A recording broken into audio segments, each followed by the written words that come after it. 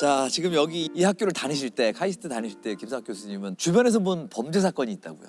그렇죠. 제가 학교 다닐 때니까 1996년인데요. 96년. 96년 그때가 3월이었을 거예요. 3월. 네.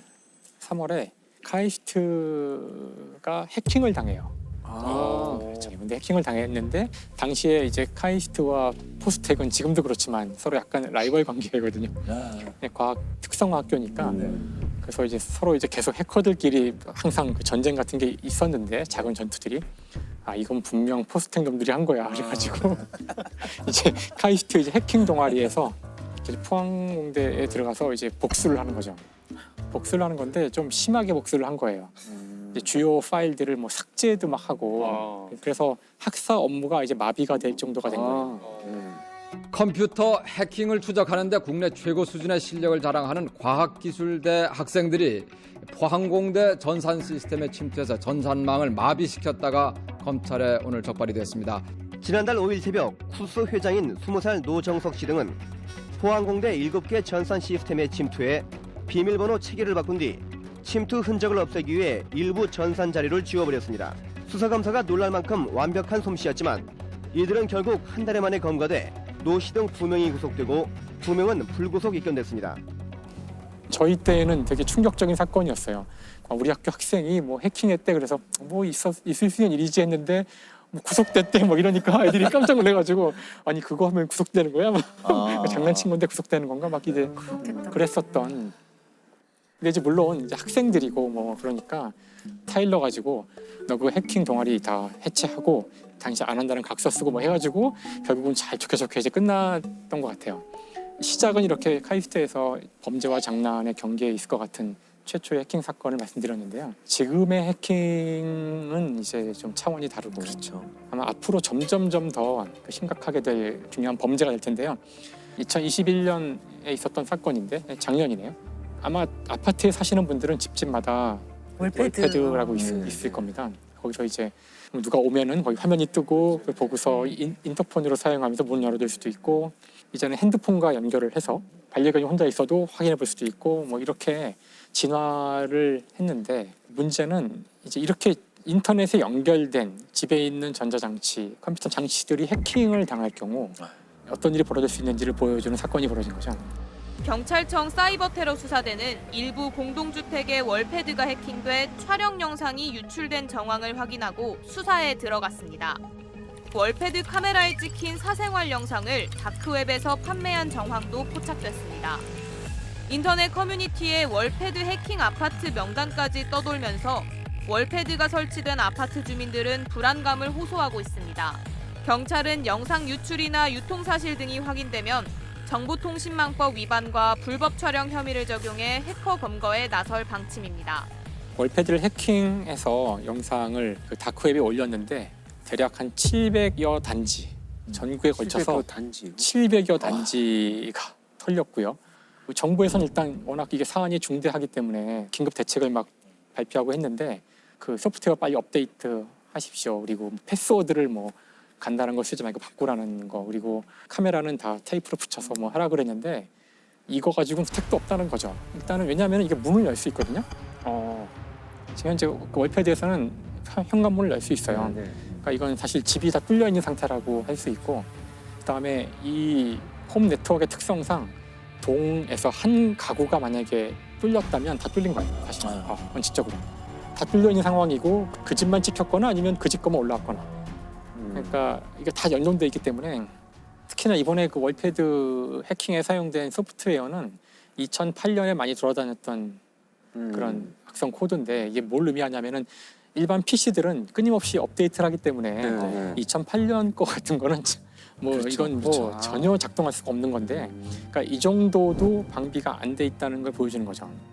혹시 그 자신이 사는 아파트의 홈 네트워크를 누가 관리하고 전문가가 앉아 있는지 그런 거 아시는 분 계세요? 그렇죠. 없죠. 저는 월패드도 어떻게 쓰는지 몰라서 안 씁니다. 그러니까 이제부터 좀 경각심이 생기겠죠. 이제 막 연결되고 있는 홈 네트워크 같은 거의 무방비 상태로 지금 네트워크 연결되는 것들 중에 상당히 위험한 것들이 있고 아무도 챙기고 있지 않다는 거예요. 그래서 이거 중요한 문제가 될 수 이게 있어요. 보안을 위해서 뭘 어떻게 해야 될까요? 보안을 위해서. 홈 네트워크 같은 거는 인터넷에 연결을 할 거라면 전문가가 앉아 있어야 한다는 거예요. 그렇지. 지금 우리 회사나 집에서 지금 인터넷 막는 정도의 그런 능력을 가진 사람들이 거기 앉아 있지 않을 때 함부로 연결하는 순간 다 뚫릴 거라는 거죠.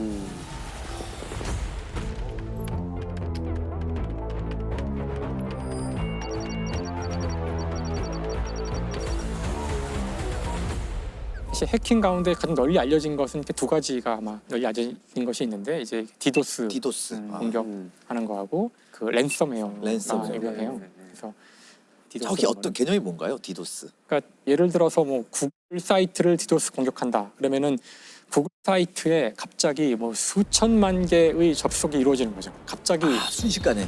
그러기 위해서는 이제 다른 사람의 컴퓨터를 이용하는 거예요. 그래서 여기에 이용되는 컴퓨터들을 좀비라 그래요. 좀비. 그러기 위해서 프로그램을 뿌려요. 그게 이제 바이러스 프로그램들이죠. 그래서 주로 이런 데 사용된 컴퓨터들은 우리가 매일같이 쓰는 컴퓨터가 아닐 때가 많아요. 병원이나 이런 데 가면은 컴퓨터가 뭐 수백 대 있잖아요. 네. 그중에 한 절반 이상은 옛날에 샀는데 특정한 용도로만 사용되는 컴퓨터들이 있어요. 네, 맞아요. 뭐 엑스레이 장비를 뭐 굴린다거나 뭐 네. 업데이트 거의 안 시키고 아무도 보지도 않고 창고에 가면은 뭐 수백 대가 쌓여 있는 거죠. 근데 네트워크에 연결은 돼. 연결은 돼 있고 보통 이런 것들이 많이 감염이 돼요.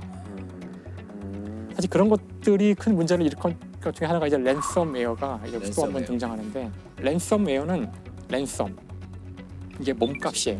몸값. 그러니까 말 그대로 랜섬웨어에 이제 감염이 되면 당신의 데이터는 암호화되었습니다. 그러면서 시작이 되죠. 그럼 이제 망한 거예요. 나는 만질 수 없는 컴퓨터가 된 거네요. 그렇죠. 그래서 랜섬웨어 중에서 가장 유명했던 게 이제 워나크라이라는 랜섬웨어거든요. 이제 그 아주 유명했던 랜섬웨어인데 2017년 5월 12일 그날 딱 이제 발견된 건데요. 150개국의 30만 대의 컴퓨터를 감염시켜서 워너크라이가 유럽을 중심으로 전 세계에 퍼지고 있습니다. 감염된 컴퓨터 한 대가 네트워크를 통해 다른 컴퓨터까지 감염시키는 특성이 있어 기업뿐만 아니라 국가기관, 병원 등에서 빠르게 확산하고 있습니다. 이 워너크라이를 이제 분석을 사람들이 이제 자세히 해봤는데 너무나 정교한 거예요. 너무나 정교하고 여기에 사용된 그 윈도우즈 공격 그 방법이 놀랍게도 미국 이제 정보국이 있어요. NSA라고 미국 정보부인데요. 정보국에서 비밀리에 만들었던 MS를 해킹하기 위해서 그것이 유출된 것 같다는 거예요. 그것이. 이거는 한 개인이나 한 집단이 하기에는 너무나 고도의 기술을 사용했기 때문에 국가 단위의 어떤 공격이 아닐까 이런 의심을 아예 정책적으로 이거는 그 뉴욕타임스 같은 데서 이건 혹시 북한이 북한 뒤에 얘기도 있는 거 많이 있죠. 아니냐. 북한에 정말 그런 역량이 있나요? 그게 그렇게 될까? 근데 얼마 전에 기사에는 그 해킹으로 벌어들인 돈이 꽤 된다. 아, 그런가요? 북한이 사실 그걸로 버텼다. 이걸로 돈을 벌기 위해서 하는 것도 있다고 알려져 있어요.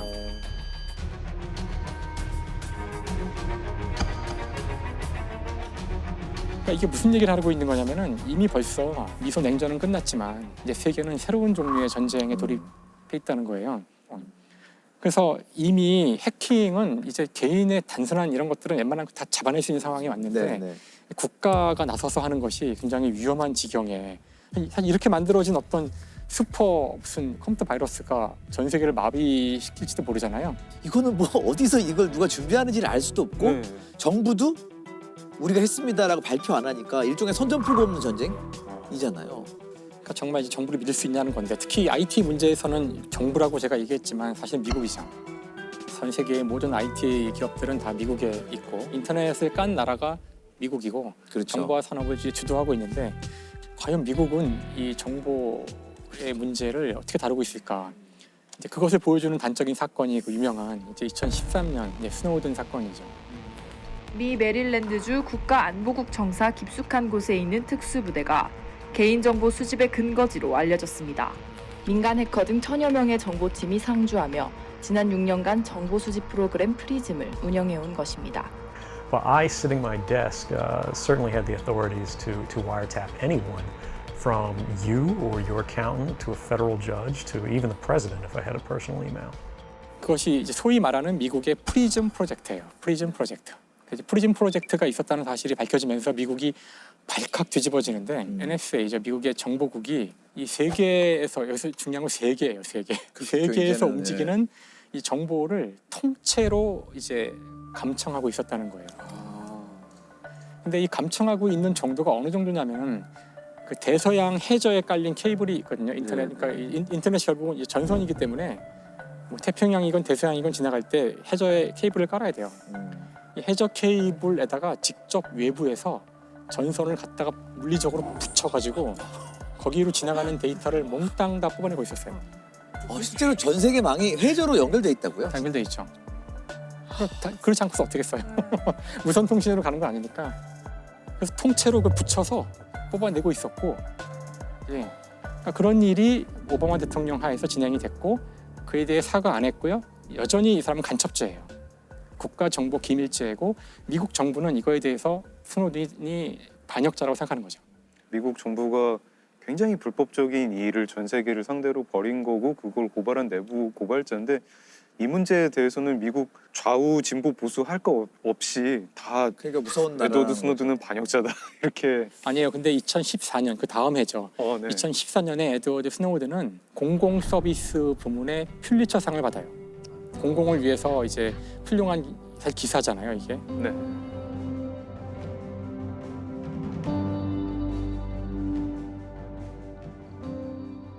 여기까지 얘기하고 나면 해킹이나 이런 그 정보 보안 이런 문제들이 참 이젠 가슴 아픈 수준에 와 있지만 원래 해커라는 단어는 원래는 굉장히 좋은 뜻이었어요. 원래 해커의 뜻이 뭐죠? 해킹?